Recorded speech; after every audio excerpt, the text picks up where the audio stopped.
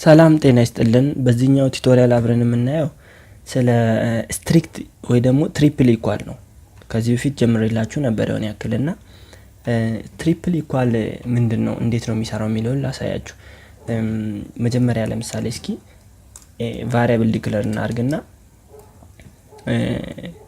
ምን ብያችሁ ነበር እዚህ ጋር ቼክ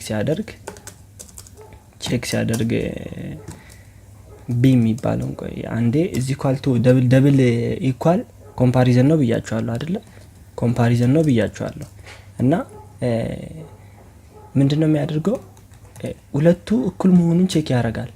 ለምሳሌ ኢፍ እንበልና ኤ ከቢ ጋር እኩል እንደሆነ ቼክ ያደርግና እኩል ከሆነ ኢኮትሩ እንለዋለን እዚህ ጋር። ካልሆነ ደግሞ ኤልስ እንበልና ኢኮ ፎልስ እንለዋለን ማለት ነው። ሶ እዚህ ጋር መተናው ሪፍሬሽ ብናደርግ ምን እንደሚለው ፎልስ ይወጣልናል ማለት ነው። ምክንያቱም ይሄ ዋይ ካፒታል ነው፣ ይሄ ደግሞ ዋይ ስሞል ነው ምናምን። ይሄ እንግዲህ አውርተንበታል። አሁን ትሪፕል ኢኳል ምንድነው የሚለውን እናውራ።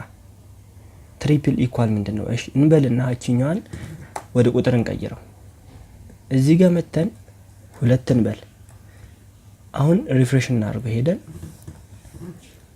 ሪፍሬሽ እናደርግ ትሩ ወጣ። ሁለቱ ምን እያለ ነው? እኩል ነው እያለ ነው።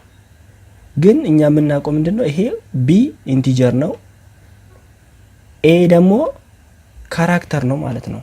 እንደ ካራክተር ነው የሚቀበለው ማለት ነው ይሄኛው ኮቴሽን ውስጥ ስላለ። ስለዚህ ይሄ ምንድነው የምናደርገው እዚህ ጋር መተን ይሄንን እኩል ነው ብሎ እንዳይወስድልን ማለት ነው ትሪፕል ኢኳል እንጠቀማለን ማለት ነው። አሁን እዚህ መተን ሪፍሬሽ እናርገው። ሪፍሬሽ ስናደርግ በትሪፕል ኢኳል ፎልስ ነው ማለት ነው። ፎልስ ነው ታያል። እዚህ ጋር ዙም ላድርግና ይሄ ፎልስ ነው ማለት ነው። እና ይሄ ነው ትሪፕል ኢኳል ስራው ማለት ነው። ብዙ ማቴማቲክስ ላይ እንጠቀምበታለን፣ ወደ ፋይል ውስጥ ስንገባ እንጠቀምበታለን። እና ይሄ ትሪፕል ኢኳል የሚረዳን እንግዲህ ለዚህ ነውና እዚህ ጋር